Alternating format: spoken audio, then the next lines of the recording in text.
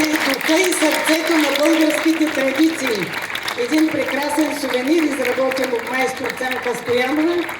И това са рекламни материали, които са с вашите снимки. Благодарим и на вас, зрителите, че сте тази вечер с нас отново. Очакваме ви утре отново в 19 часа, когато на фестивала ще окажем реверанс на българското хоро и заедно с клубове от Първомай, Евредика Първомай, Живко Аргиров. Къде е Живко?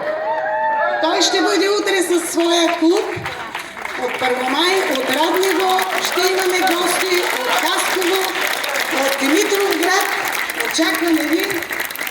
И разбира се, ансамбъл Звездица. Утре ще може да видите и нашите хора, които научихме в майсторския клас с Ивайло Димитров.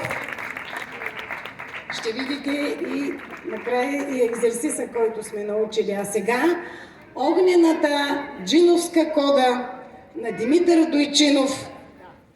Благодарим на Димитър Дойчинов, ансамбъл Седенчица и ансамбъл Звездица.